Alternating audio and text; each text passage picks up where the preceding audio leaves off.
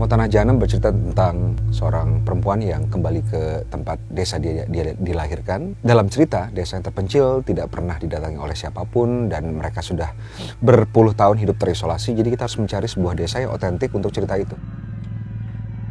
Dan kita akhirnya menemukan sebuah tempat, kita bikin jalan supaya bisa dilalui oleh kendaraan kita. Hasilnya terbukti bisa dirasakan oleh para pemain bahwa mereka berada di sebuah desa yang sangat terisolasi dari kehidupan modern. Kita juga membangun beberapa fasilitas di desa tersebut dan kita juga membangun sebuah rumah yang sangat besar. Dan setelah syuting akhirnya dipergunakan oleh penduduk setempat sebagai perpustakaan. Lokasi sentral di cerita film Permata Najanam ini adalah sebuah desa yang terisolasi. Terisolasi oleh, kalau dalam skenario, itu 4 macam hutan. Jadi dimulai dari hutan pinus, hutan dengan pohon-pohon yang besar dan homogen. Desa itu juga dikelilingi oleh hutan bambu. Dan yang paling dekat adalah desa itu juga dikelilingi oleh hutan yang heterogen. Nah ini karena tidak bisa kita dapati di satu tempat, jadi kita harus mencari 4 lokasi. Worth it banget. Jadi betul-betul begitu penonton nanti mengikuti jalan ceritanya dan melihat perjalanan karakter kita masuk ke desa tersebut melalui hutan-hutan ini, itu terasa bahwa desa tersebut jauh dari manapun gitu.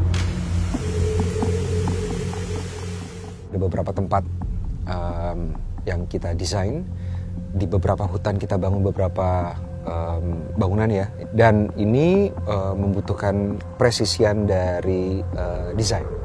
Makanya ketika kita persiapan sangat intensif sekali kita membuat desain bangunan, set drawing juga sangat banyak. Jadi memang kita desain sedemikian rupa orang menonton film Permata Najanam mereka masuk ke sebuah dunia yang mereka familiar tapi belum pernah mereka bayangkan sebelumnya. Hypnotizing gitu loh, ketika lo masuk ke setnya lo ngerasa kayak berada di dunia lain gitu. Karena di sini ada beberapa set dan semuanya beda-beda dan semuanya keren banget. Semua pemain yang main di Permata Najanam kayaknya bukan saja punya talenta yang kuat tapi juga punya determinasi untuk memberikan penampilan mereka yang terbaik gitu. Walaupun medannya berat, mereka harus ke lokasi di jalanan yang tidak nyaman, tapi mereka begitu sampai ke lokasi, ke set, mereka selalu membuat saya wow gitu. Jadi apa yang diharapkan mereka kasih lebih gitu. Aku merasa beruntung sih selama ini selalu bekerja sama dengan tim yang memang dipenuhi oleh orang-orang yang kerja tuh pakai hati. Meskipun semuanya juga pasti capek, everyone just wants to do their best. I love being in this production. Ini syuting yang paling berat gue secara mental dan fisik juga. Ada endingnya nanti, ending dari ceritanya itu bisa gue bilang adegan yang paling berat banget, sangat menantang karena sangat-sangat teknikal. Tapi sangat berkesan banget.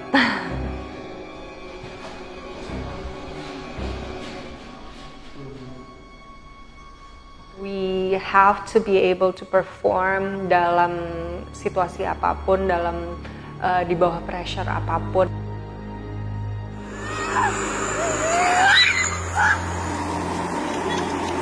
Tapi ketika udah selesai ngejalanin itu semua, rasanya lega dan bahagia banget.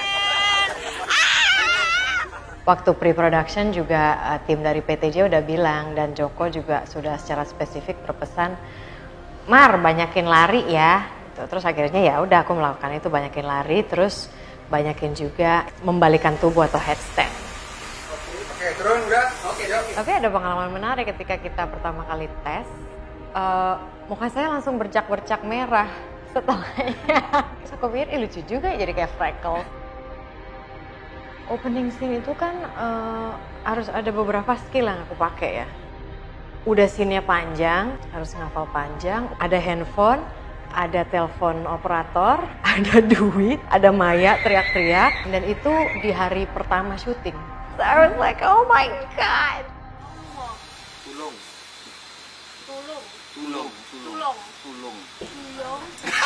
Pertama, kesulitan fasih berbahasa Jawa karena karakter Ratih kan dia selama ini tinggal di desa tersebut tanpa kontaminasi dan interaksi dengan orang luar. Jadi cara komunikasi Ratih tuh sangat aneh. Lungo kowe itu aja kayak beneran gak ya itu kedengeran Jawa apa enggak ya? Apa kedengeran orang yang baru belajar bahasa Jawa seminggu, 2 minggu, sebulan? Scene yang bikin frustasi mungkin scene besar yaitu scene ending. Hampir semua cast and crew-nya benar-benar it's a dream team. Jadi walaupun sesusah apa, kita tuh tetap sama-sama berusaha menyelesaikan film ini dengan baik dan menyenangkan.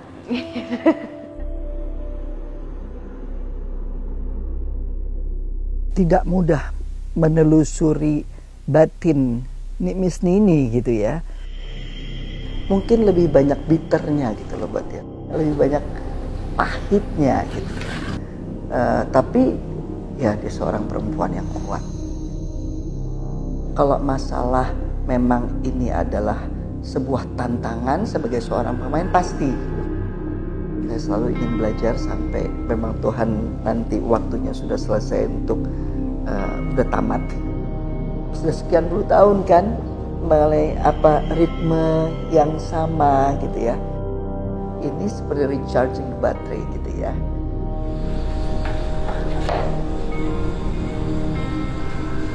Ini juga sebagai proses pembelajaran yang luar biasa. Christine Hakim itu adalah hero saya. Karena beliau adalah idola saya ingin memberikan sesuatu yang menantang buat dia dan buat penonton.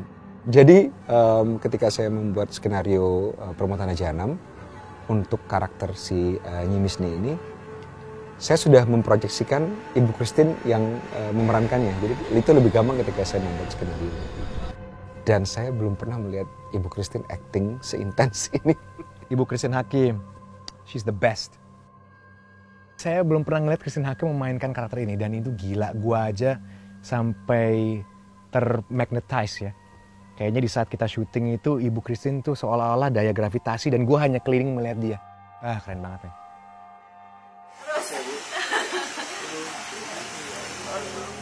Bekerja sama dengan Joko Anwar itu merupakan pengalaman yang sangat menyenangkan bagi seorang aktor karena dia itu tahu betul setiap karakter yang dia tulis.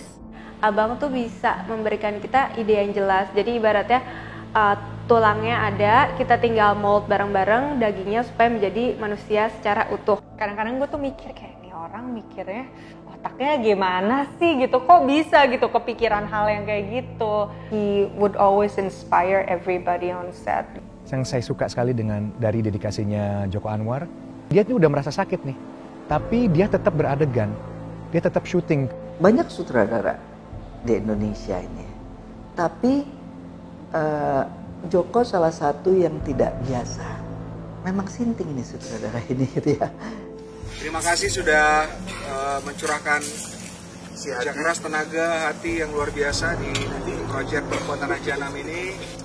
Udah mencurahkan yang terbaik dan is going to be film kita yang terbaik mudah-mudahan.